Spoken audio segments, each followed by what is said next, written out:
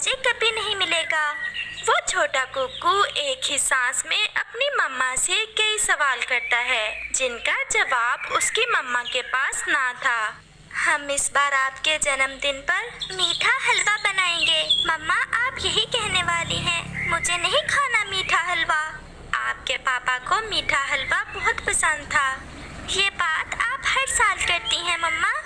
बेटा, हम गरीब हैं, आपके पापा नहीं हैं। अगर आपके पापा होते तो वो भी आपके लिए तरह तरह के गिफ्ट लेकर आते और सब कुछ जो आप मांगते। अब चलो बेटा, मुझे पानी पीना है, नदी पर चलते हैं। फिर वो माँ बेटा नदी पर चले जाते हैं। गौरी कव्वी और उसका बेटा जग्गू भी नदी पर ही थे। कुकू, कल तुम्हारा भी जन्मदिन है और मेरा भी। तुम देखना, इस बार फिर सब पक्षी मेरे घर ही आएंगे। आएंगे क्यों नहीं, तुम्हारे पापा बड़े वाला केक लेने गए हैं बाजार में। और कुकू, मेरे लिए मेरे पापा बर्थडे कैप भी लाएंगे और साथ मेरे खेलने के लिए चाबी वाला एरोप्लेन भी। मुझे तो बहुत मजा आने वाला है। आप अमीर पक्षी हैं गौरी बहन, आप ये सब कर सकते हैं। सारे जंगल की चोरियां कर करके बहुत माल इकट्ठा कर रखा है आपने। जग्गू, क्या आप मुझे भी अपने एरोप्लेन से खेलने देंगे? नहीं, ऐसे मेरा एरोप्लेन खराब हो जाएगा। कुकू, तुम आ जाना, जग्गू को खेलते हुए देख लेना। और हाँ, अपनी मम्मा को साथ न लाना। ये तो शक्ल से ही गरीब परिवार से लगती है। अनसल्यूट ना करवा देना मेरी। ऐसे गौरी कव्वी अपनी बढ़ाइयाँ करने के बाद वहाँ से चली जाती है। कुकू रोने लग जाता है। अरे कुकू, मेरे बेटे, मैं कैसे आपको समझाऊं? वो इसलिए तो ये सब आपके सामने बोल रही थी कि आप अपनी मम्मा को तंग करो। हम क्यों गरीब हैं? मेरा क्या दोष है जब मुझे ये सब नहीं मिलता?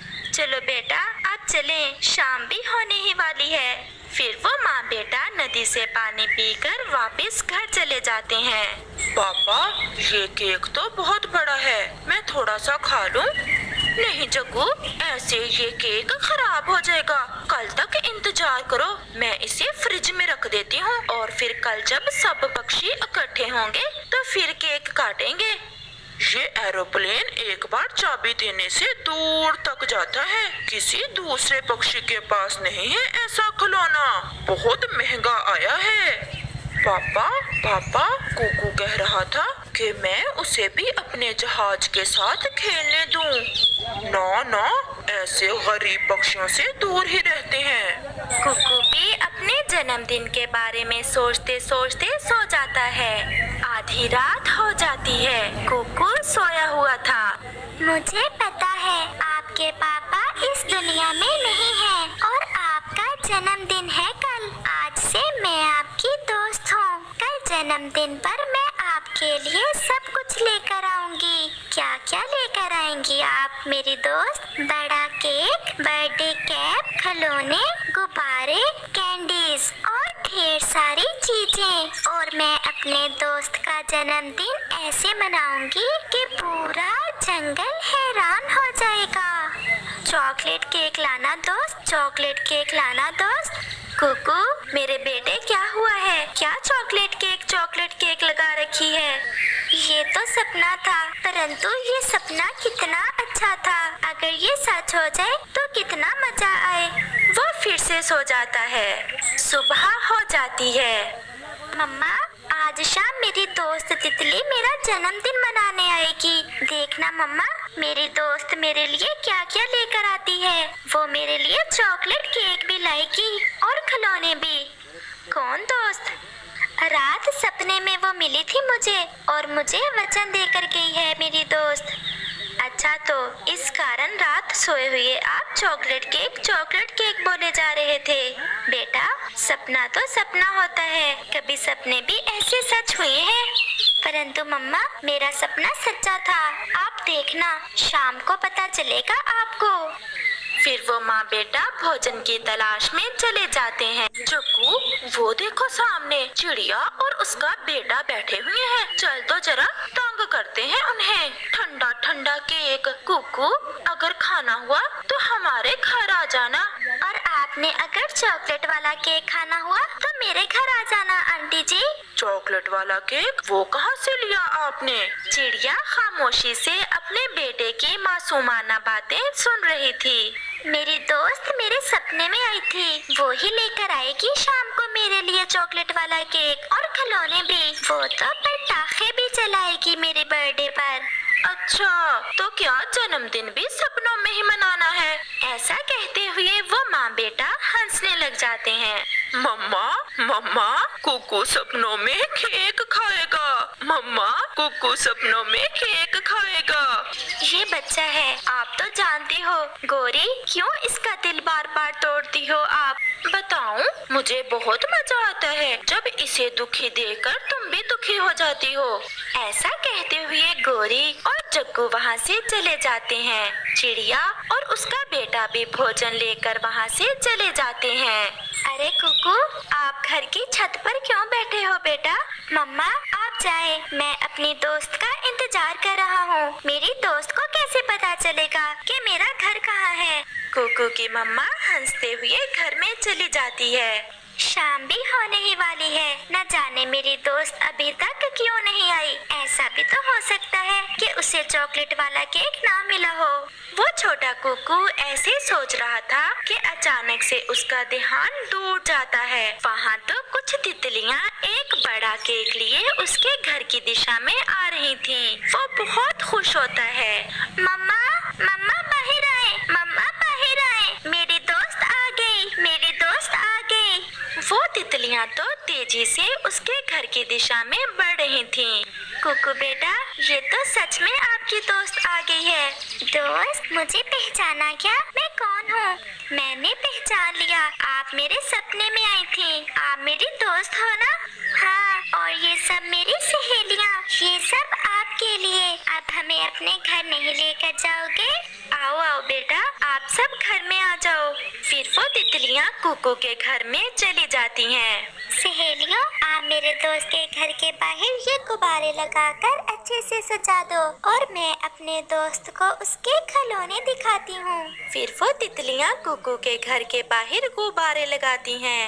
ये केक कैसा है? चॉकलेट केक ही कहा था ना आपने दोस्त? मम्मा चिड़िया ये सब देख बहुत हैरान थी। उसकी आंखों में खुशी के आंसू थे। वो ये जान गई थी कि ये जरूर भगवान की भेजी हुई तितलियां हैं। फिर जैसे ही रात होती है, पटाखे चलते हैं और आतिशबाजी होती है, जिसे देखने सब पक्षी चिड़िया के घर की दिशा में आ जाते हैं। जग्गू, ये चिड़िया के घर कैसी आतिशबाजी हो रही है? चलो तो जरा जाकर देखें।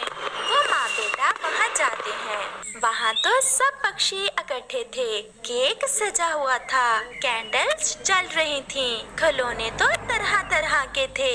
आंटी देखा, मेरी दोस्त आ गई मेरी सालगिरह मनाने।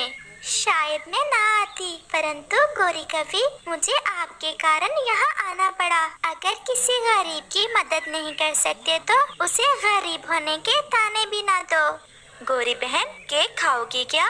परंतु गोरी तो मूर्ति बनी हुई थी, वो तो कुछ बोल ना रही थी। फिर गोरी कव्वी अपने बेटे को लेकर वहाँ से भाग जाती है और सब पक्षी कुकू का जन्मदिन धूमधाम से मनाते हैं और मिलकर केक खाते हैं। इस कहानी से हमें सीख मिलती है कि हमारे आसपास बहुत से गरीब ऐसे होते हैं जो अपनी छोटी छोटी खुशियाँ भी नहीं मना सकते। हमें चाहिए कि रहा है, मैं आज ये अंडे ही उठा कर ले जाती हूँ, लेकिन मैं सिर्फ एक अंडा ही उठाऊंगी क्योंकि दूसरे अंडे से जो बच्चा निकलेगा वो भी तो मैं ही खाऊंगी। और वैसे भी मुझे अंडों से ज्यादा मांस पसंद है।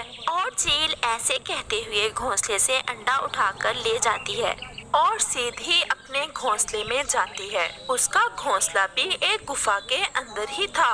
अभी वो अंडा खाने ही लगती है कि वहाँ उसकी बहन उसके लिए मांस लेकर आ जाती है। दीदी, तुम किधर थी? मैं कितनी बार तुम्हें देकर जा चुकी हूँ। मैं ये मांस लेकर आई थी तुम्हारे लिए। तुम्हारा जीजू आज काफी ज्यादा शिकार करके लाया था, तो मैंने सोचा चलो आपको भी भोजन दे आती हूँ। वो चील उस अंडे को वहीं घोंसले में रख देती है, जो कि घोंसले में तिनकों के नीचे चला जाता है और खुद वो मांस खा लेती है। दीदी, मैंने आपसे कितनी बार कहा है कि मेरे पास आ जाओ, तुम अकेली पता नहीं यहाँ कैसे रह लेती हो। नहीं छोटी, मैं यहाँ बहुत खुश हूँ। वैसे भी मैं अकेली थोड़ी हूँ, मेरे पति और बेटे की यादें हैं मेरे साथ, और तुम भी तो आ जाती हो मुझसे मिलने। अच्छा तुम बताओ, मेरा चिंकू कैसा है? उससे कहना कि उसकी मौसी नाराज है उसके साथ। इतने सारे दिन बीत गए, वो मुझसे मिलने नहीं आया। और फिर उसकी चील बहन अपने घर चली जाती है और वो चील भी सो जाती है। दूसरी तरफ वो चील अंडा जिस घोंसले से उठाकर लाई थी, वो घोंसला रानो चिड़िया का था। वो चिड़िया जब दाना ढूंढकर वापस आती है तो अपना एक अंडा ना पाकर बहुत दुखी हो जाती है। वो बहुत रोती है। उसकी रोने की आवाज सुनकर बाकी पक्षी भी वहाँ इकट्ठे हो जाते हैं। रानो, तुम क्यों रो रही हो? कौवे भैया, मेरा अंडा कोई उठा कर ले गया है। रानो चिड़िया, मुझे तो ये किसी चील का काम लगता है। तुम शुक्र करो कि वो सिर्फ एक अंडा उठा कर गई है। एक अंडा तो बच गया। अब तुम इसका ध्यान रखना, तुम्हारा घोंसला अब उसकी नजर में आ गया है। और फिर कौवा और तोता रानो चिड़िया को हौसला देकर अपने अपने घरों को वापस चले जाते हैं। लेकिन रानो चिड़िया बहुत उदास थी, क्योंकि अब सिर्फ 2 ही दिन रह गए थे अंडों से बच्चों के बाहर आने में। रानो चिड़िया बहुत बहादुर थी। वो अपने आप को तसल्ली देती है, मुझे अब अपने इस अंडे का ख्याल रखना होगा। मेरे भाग्य में ही ऐसे होगा। काश कोई चमत्कार हो जाए और मेरा दूसरा बच्चा भी मुझे मिल जाए। रानो चिड़िया के दिल से ये दुआ निकलती है और वो उदास होकर अपने घोंसले में बैठ जाती है। ऐसे ही 2 दिन गुजर जाते हैं। चील भी उस अंडे के बारे में भूल चुकी थी। आज चील अपने घोंसले में बैठी हुई थी कि उसे कुछ हरकत सी महसूस हुई और साथ ही हल्की हल्की आवाजें भी आती हैं। जैसे ही चील घोंसले में देखती है तो वो अंडा हिल रहा था और कुछ ही देर बाद उस अंडे से एक नन्हा सा बच्चा बाहर आता है। चील उस बच्चे को देख बहुत हैरान हो जाती है। वो बच्चा जैसे ही आंखें खोलता है तो उसे सामने चील नजर आती है। मम्मा, मम्मा, मम्मा। चील तो उसके मुंह से ये शब्द सुनकर बहुत परेशान हो जाती है। वो बच्चा फिर से कहता है, मम्मा, मम्मा, मम्मा। चील की आंखों के सामने वही दृश्य आ जाता है जब उसका बच्चा अंडे से बाहर आया था। उसने भी ऐसे ही उसे मम्मा कहा था। चील की आंखों में आंसू आ गए थे अपने बेटे को याद करके, जो कि 1 साल पहले तेज तूफान में एक चट्टान से टकराकर मर गया था। मम्मा, मम्मा, मम्मा। चील जल्दी से अपने ख्यालों से बाहर आकर उस नन्हे से चिड़िया के बच्चे को अपने साथ लगा लेती है। चील की ममता जाग चुकी थी। वो उस बच्चे का ऐसे ही प्यार करती है जैसे उसने पहली बार अपने बच्चे का किया था। वो उसके लिए दाना ढूंढने जाती और बड़ी मुश्किल से गंदम का दाना ढूंढकर ले आती है और आकर उस बच्चे को खिलाकर सुला देती है और खुद सारी रात उस सोए हुए बच्चे को देखती रहती है। इसने आज मुझे मम्मा कहा, ये मेरा ही बच्चा है, मैं इसे अपने बच्चे की तरह ही पालूंगी। वो उस सोए हुए नन्हे से बच्चे का बहुत प्यार करती है। अगले दिन जब वो चील उस बच्चे के लिए दाना ढूंढने गई होती है तो उस चील की बहन आती है और जब ये देखती है कि चील के घोंसले में एक चिड़िया का बच्चा बैठा हुआ है तो उसके मुंह में पानी भर आता है।